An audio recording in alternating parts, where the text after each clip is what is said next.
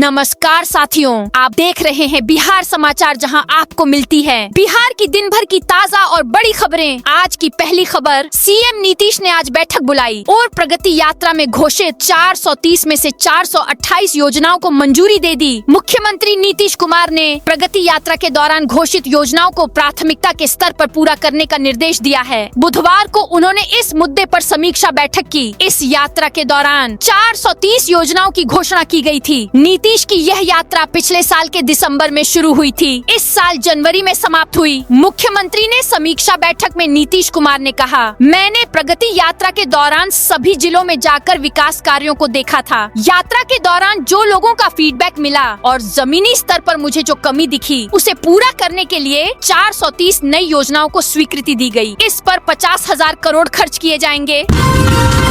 शराबबंदी पर फिर बोलने लगे जीतन राम मांझी। बिहार में लागू शराबबंदी कानून पर केंद्रीय मंत्री जीतन राम मांझी फिर से सवाल उठाने लगे हैं। मांझी ने कहा कि शराबबंदी के चलते आजकल जो चोरी छिपे 2 घंटे के अंदर दारू बनाई जा रही है, वो बहुत नुकसानदायक है। उन्होंने बताया कि शराब बनाने में लगभग 8 दिन का समय लगता है। उसमें जो तत्व डाले जाते हैं वो फायदेमंद रहते हैं। बिहार पुलिस ड्राइवर सिपाही भर्ती परीक्षा, 1,64,000 कैंडिडेट्स शामिल हुए बिहार पुलिस ड्राइवर सिपाही भर्ती के लिए बुधवार को लिखित परीक्षा हो रही है। इसमें कुल 1,64,000 कैंडिडेट्स शामिल हुए। एग्जाम के लिए पटना समेत बिहार के 15 जिलों में कुल 315 परीक्षा केंद्र बनाए गए हैं। पटना में इस परीक्षा के लिए कुल 32 केंद्र बनाए गए हैं, जिन्हें 17 जोन में बांटा गया है। परीक्षा के लिए 40 स्टेटिक दंडाधिकारी, 17 जोनल दंडाधिकारी, 8 उड़न दस्ता दंडाधिकारी और 10 सुरक्षित दंडाधिकारी तैनात किए गए हैं। बिहार में ऑपरेशन बुलडोजर के बीच डिप्टी सीएम विजय सिन्हा का बड़ा बयान सामने आया है। विजय सिन्हा ने कहा कि पीएम मोदी और सीएम नीतीश के नेतृत्व में भूमि राजस्व सुधार विभाग की जिम्मेदारी मिली है। भूमि सुधार को लेकर समीक्षा के बाद कई बातें सामने आई हैं। 46 लाख लोगों ने अपना आवेदन दिया है। 12 लाख के लगभग लोगों का समाधान होकर अपलोड हुआ है। भूमि को लेकर जो भी परेशानी आती है, उसे किसी कीमत पर दूर किया जाएगा। लोगों के आवेदन को बिना कारण रिजेक्ट करने की मानसिकता खत्म करनी होगी। कोई अधिकारी अगर आवेदन रिजेक्ट करता है तो पूरा कारण देना होगा। अधिकारी इस कारण की जांच करेगा। राज्य में अब 45 की जगह 48 सरकारी विभाग होंगे। मुख्यमंत्री नीतीश कुमार की अध्यक्षता में मंगलवार को हुई राज्य मंत्रिमंडल की बैठक में 3 नए विभागों और 2 निदेशालयों के गठन की स्वीकृति दी गई है। युवाओं को नौकरी और रोजगार देने तथा कुशल बनाने के लिए युवा रोजगार एवं कौशल विकास विभाग बनाया गया है।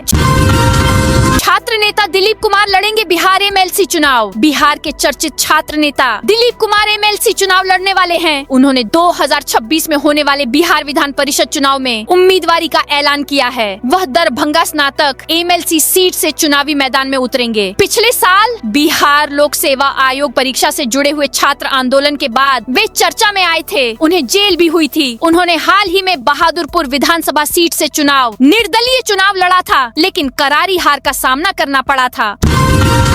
4 दिसंबर को दिल्ली में वोट चोर गद्दी छोड़ आंदोलन। भागलपुर में भारतीय राष्ट्रीय कांग्रेस की पूर्व राष्ट्रीय अध्यक्ष सोनिया गांधी का जन्म दिवस मनाया गया। इस मौके पर भागलपुर विधानसभा सीट से कांग्रेस के पूर्व विधायक अजीत शर्मा ने एक राजनीतिक घोषणा करते हुए भागलपुर की जनता से 14 दिसंबर को दिल्ली के रामलीला मैदान में आयोजित होने वाले वोट चोर गद्दी छोड़ आंदोलन में शामिल होने की अपील की।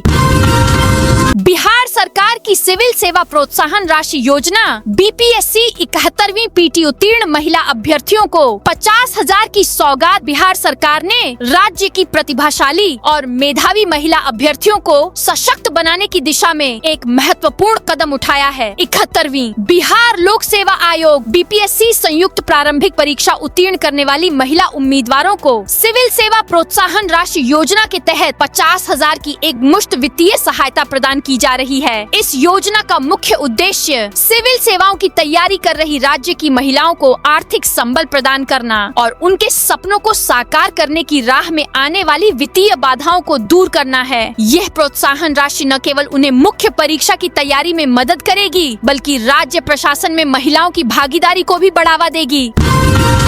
चारा घोटाला मामले की हर दिन होगी सुनवाई। अब तक 110 लोग दे चुके गवाही। पुराने मामलों के त्वरित निष्पादन के लिए उच्चतम न्यायालय के निर्देश के आलोक में करोड़ों रुपए के चारा घोटाला से जुड़े एक मुख्य मामले की सुनवाई सीबीआई की विशेष अदालत में प्रतिदिन होगी। सीबीआई के विशेष न्यायाधीश राकेश कुमार की अदालत ने यह आदेश पारित करते हुए मामले के सभी आरोपितों को अदालत में अपनी सशरीर उपस्थिति भी दर्ज कराने का आदेश दिया है। चांदी 7,457 बढ़कर 1,86,000 रुपए किलो के ऑल टाइम हाई पर चांदी आज यानी 10 दिसंबर को ऑल टाइम हाई पर पहुंच गई है। India Boolean and jewellers association के अनुसार चांदी 7,457 रुपए बढ़कर 1,86,350 रुपए किलोग्राम हो गई है। इससे पहले कल ये 1,78,893 रुपए पर थी। इस साल इसकी कीमत 1,03,33 रुपए बढ़ चुकी है। वहीं सोना 116 रुपए बढ़कर 1,28,090 रुपए प्रति 10 ग्राम पर पहुंच गया है।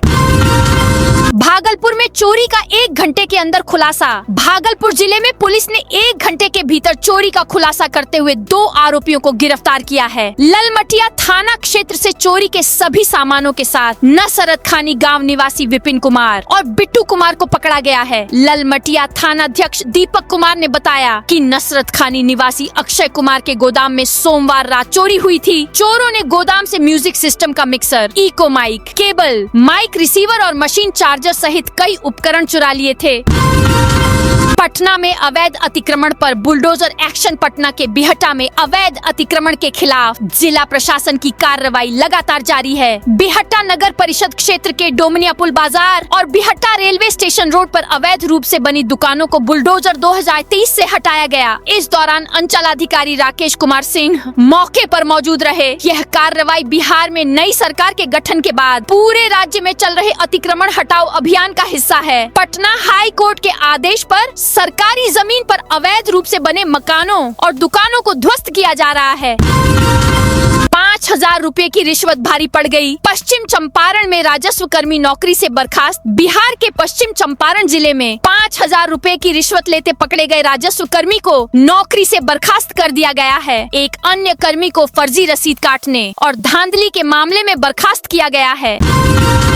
पीजी कोर्स शुरू करने और सीट बढ़ाने पर देना होगा ई बैंक गारंटी और शपथ पत्र। मुजफ्फरपुर पीजी की नई सीट शुरू होने और सीटें बढ़ने पर मेडिकल कॉलेज को ई बैंक गारंटी और शपथ पत्र देना होगा। एसके में सीएच को सरकारी मेडिकल कॉलेज होने के कारण सिर्फ शपथ पत्र देना होगा, जबकि चैरिटेबल मेडिकल कॉलेज होने के कारण तुर्की स्थित RDJM मेडिकल कॉलेज को ई बैंक गारंटी और शपथ पत्र दोनों देना होगा। बागियों पर तलवार चलाएंगे लालू और तेजस्वी यादव। आरजेडी के दर्जनों नेताओं पर एक्शन तय। बिहार विधानसभा चुनाव में करारी हार की समीक्षा के बाद राजद अब बगियों पर कार्रवाई की तैयारी में है। उम्मीदवारों और पार्टी पदाधिकारियों ने ऐसे बगियों की जानकारी प्रदेश अध्यक्ष मंगनी लाल मंडल को दी है। पार्टी सुप्रीमो लालू प्रसाद और नेता प्रतिपक्ष तेजस्वी प्रसाद यादव के निर्देश पर दर्जनों नेताओं पर कार्रवाई तय मानी जा रही है। स्मार्ट मीटर लगा रही एजेंसियों को सख्त निर्देश। 30 दिसंबर से पहले पूरा होगा ये काम। बिजली कंपनी के CMD मनोज कुमार सिंह ने मंगलवार को बिहार में स्मार्ट प्रीपेड मीटर के क्षेत्र में काम कर रही एजेंसियों के साथ बैठक की। इस दौरान उन्होंने यह निर्देश दिया कि सिस्टम मीटरिंग कंज्यूमर टैगिंग का काम 30 दिसंबर तक पूरा करे। बिहार में ठंड बढ़ने लगी है। बुधवार को पटना, गोपालगंज, बेतिया, बगहा समेत 10 से ज्यादा जिलों में घना कोहरा छाया हुआ है। सुबह सुबह अच्छी खासी ठंड है। लोग अलाव का सहारा ले रहे हैं। बिहार के 2 शहरों सबौर और औरंगाबाद का 8 डिग्री पहुंच गया है। मौसम विज्ञान केंद्र के मुताबिक अगले 3 से 4 दिनों तक घना कोहरा छाया रहेगा। इस दौरान अधिकतम तापमान में भी धीरे धीरे गिरावट दर्ज की जाएगी। 19 दिसंबर के बाद से प्रदेश में कड़ाके की ठंड पड़ने की संभावना है।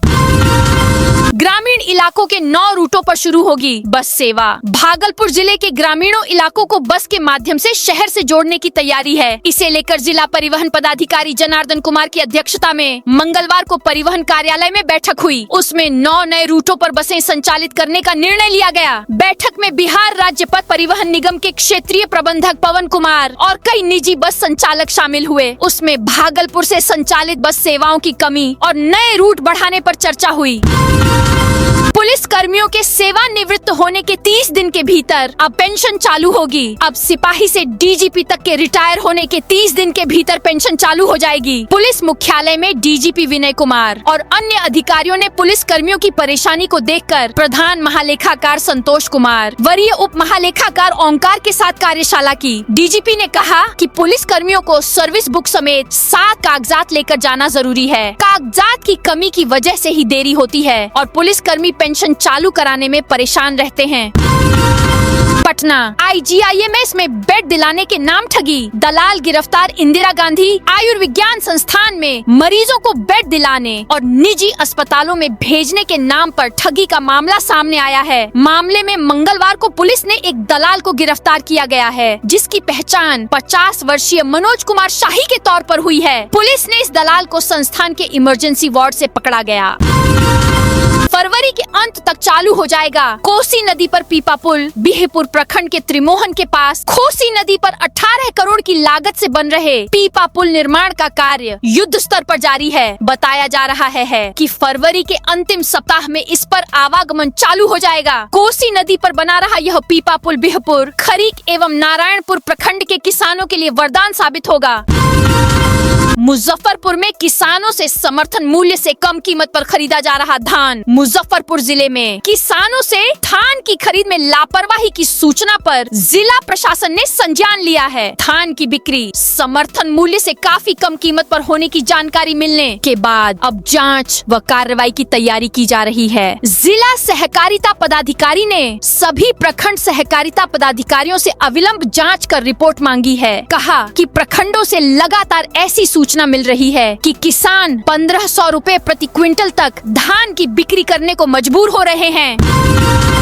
अररिया एसपी ने शुरू किया आपकी समस्या हमारी प्राथमिकता अभियान, सभी प्रमुख थानों में खुद लगाएंगे। जनता दरबार अररिया के पुलिस अधीक्षक एसपी अंजनी कुमार ने आम जनता तक पुलिस की त्वरित पहुंच सुनिश्चित करने और शिकायतों का तुरंत निपटारा करने के लिए एक नई पहल की है। आपकी समस्या हमारी प्राथमिकता नामक इस विशेष अभियान के तहत एसपी स्वयं जिले के सभी प्रमुख थानों में जनता दरबार लगाएंगे। इस दौरान आम नागरिक अपनी समस्याएं, शिकायतें या सुझाव सीधे एसपी के सामने रख सकेंगे। मौके पर ही समस्याओं के समाधान या आवश्यक कार्रवाई के आदेश दिए जाएंगे। एसपी अंजनी कुमार का लक्ष्य पुलिस और जनता के बीच विश्वास का सेतु मजबूत करना है। पटना के बैंक कॉलोनी में रेड, 4 तस्कर अरेस्ट। पत्रकार के घर से 5 लाख की विदेशी शराब बरामद। पटना के जक्कनपुर थाना क्षेत्र बैंक कॉलोनी में बुधवार सुबह पटना पुलिस ने एक मकान में छापेमारी की है, जहां से तलाशी के दौरान 5 लाख रुपए की विदेशी शराब की बड़ी खेप बरामद की गई है। मौके 3 से पुलिस ने 4 तस्करों को भी धर दबोचा है। आरोपियों के पास से 17,61,000 रुपए कैश भी मिले हैं। जिस मकान में पुलिस ने छापेमारी की है वह एक पत्रकार का बताया जा रहा है। इसी मकान को किराया पर लेकर तस्कर रहते थे। फिलहाल पुलिस की ओर से तस्करों से पूछताछ की जा रही है। इनकी निशानदेही पर अन्य दूसरे तस्करों और नए ठिकाने के बारे में पुलिस पता लगा रही है।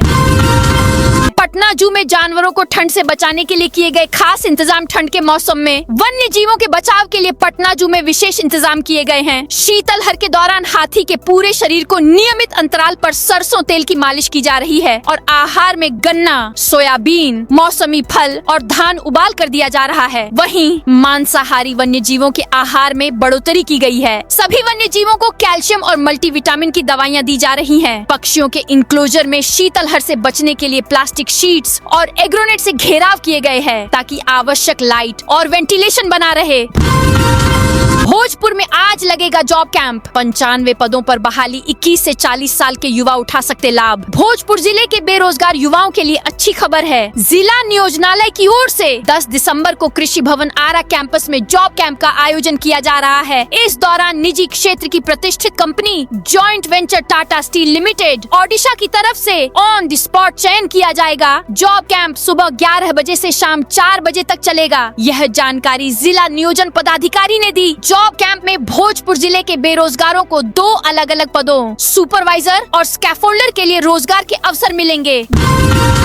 जमुई में प्रशासन ने हटाया अतिक्रमण। लोगों को दी चेतावनी। जमुई जिले में बुधवार को जिला प्रशासन द्वारा अतिक्रमण हटाओ अभियान चलाया गया। यह अभियान शहर के झाझा बस स्टैंड से लेकर महाराजगंज रोड और कचहरी चौक सहित नगर परिषद क्षेत्र में केंद्रित था। जिलाधिकारी नवीन के निर्देश पर यह कार्रवाई की गई। पटना एयरपोर्ट से आज 14 फ्लाइटें रद्द, दिल्ली की 6 उड़ानें कैंसिल। जयप्रकाश नगर अंतर्राष्ट्रीय एयरपोर्ट से मंगलवार को इंडिगो एयरलाइंस की कई प्रमुख उड़ानें परिचालन कारणों से रद्द कर दी गयीं। एयरपोर्ट प्रबंधन को कैंसिलेशन लेटर में 11 आगमन और प्रस्थान फ्लाइटें रद्द होने की जानकारी दी गई है। इसमें सबसे अधिक दिल्ली पटना की 6 उड़ानें रद्द रहीं। एक जोड़ी फ्लाइट स्पाइस जेट की भी रद्द रही। इस प्रकार कुल 24 उड़ानें मंगलवार को रद्द रहीं। यात्रियों की परेशानी कम होने का नाम नहीं ले रही है। कुमारबाग स्टील प्लांट बंद करने का आदेश। बिहार औद्योगिक क्षेत्र विकास प्राधिकरण ने पश्चिम चंपारण जिले के कुमारबाग स्थित स्टील प्लांट को बंद करने का आदेश जारी कर दिया है। यह निर्णय लंबे समय से यूनिट के बंद पड़े रहने, उत्पादन गतिविधियों के पूरी तरह ठप होने और निर्धारित शर्तों का पालन न करने के कारण लिया गया है। बालू खनन, बिक्री, लोडिंग व निकासी की निगरानी होगी। घाटों की होगी जांच। बालू के खनन, बिक्री, लोडिंग, निकासी की निगरानी खान और भूतत्व विभाग के कर्मचारी करेंगे। अधिकारी रैंडम ही घाट और भंडारण की जांच करेंगे। इस दौरान संदिग्ध घाटों और भंडारण के आसपास अधिकारियों और कर्मचारियों की नियुक्ति होगी। ये अवैध खनन की शिकायत की जाँच के बाद रिपोर्ट विभाग को सौंपेंगे। इसके आधार पर ही कार्रवाई की जाएगी। इससे पहले नियमित जाँच के तहत खान और भूतत्व विभाग के अधिकारी घाट और भंडारण की जांच करते थे। शिकायत के बाद भी दोषियों के खिलाफ कार्रवाई नहीं होती थी। नालंदा के दृष्टिबाधित विद्यार्थी देंगे मैट्रिक परीक्षा। बिहार स्कूल परीक्षा समिति ने आने वाले मैट्रिक परीक्षा 2026 में शामिल होने वाले दृष्टिबाधित विद्यार्थियों के लिए विशेष व्यवस्था सुनिश्चित करने की दिशा में महत्वपूर्ण कदम उठाया है। राज्य के 35 जिलों से कुल 425 दृष्टिबाधित छात्र छात्राएं इस परीक्षा में सम्मिलित होंगे, जिनके लिए परीक्षा केंद्रों पर विशेष प्रबंध किए जाएंगे। RTI न देने पर DCLR को 25,000 जुर्माना। 4 हफ्ते में भरना होगा। पटना हाई कोर्ट ने RTI के तहत सूचना उपलब्ध नहीं कराने के मामले में दंडित किए गए तत्कालीन DCLR पटना सदर सुधांशु कुमार चौबे की याचिका खारिज कर दी है। अदालत ने राज्य सूचना आयोग द्वारा लगाए गए 25,000 रुपए के जुर्माने को सही ठहराते हुए कहा कि अधिकारी ने नोटिस के बावजूद समय पर सूचना उपलब्ध नहीं कराई और न ही संतोषजनक प्रत्युत्तर दिया। गया में 13 से 14 दिसंबर को सत्संग समारोह। सतपाल महाराज देंगे शांति का संदेश। गया में 13 और 14 दिसंबर को 2 दिवसीय सद्भावना सत्संग समारोह का आयोजन किया जाएगा। यह कार्यक्रम गया शहर के गया कॉलेज खेल परिसर में रोजाना शाम 4 बजे से रात 8 बजे तक आयोजित होगा। मानव उत्थान सेवा समिति इस समारोह का आयोजन कर रही है, जिसमें बड़ी संख्या में श्रद्धालुओं के जुटने की उम्मीद है। बरनार नदी में माफियाओं ने बनाई 1 किलोमीटर अवैध सड़क। जमुई में भाकपा माले नेता बाबू साहब सिंह ने जिला प्रशासन और राज्य सरकार पर गंभीर आरोप लगाए हैं। उन्होंने कहा कि प्रशासन गरीबों और फुटपाथी दुकानदारों के अतिक्रमण पर बुलडोजर चला रहा है, लेकिन बालू माफियाओं के खिलाफ नरम रुख अपना रहा है। सिंह ने बताया कि गिद्धौर प्रखंड के मौरा और खैरा प्रखंड के मांगो बंदर पंचायत के गम्हरिया गांव की सीमा से बहने वाली बरनार नदी में मौरा बालू घाट पर माफियाओं ने बिना विभागीय अनुमति के करीब 1 किलोमीटर लंबा पक्का रास्ता बना दिया है। तो दोस्तों, यह थी आज बिहार की दिन भर की ताजा और बड़ी खबरें। अब कल मिलते हैं नई खबरों के साथ।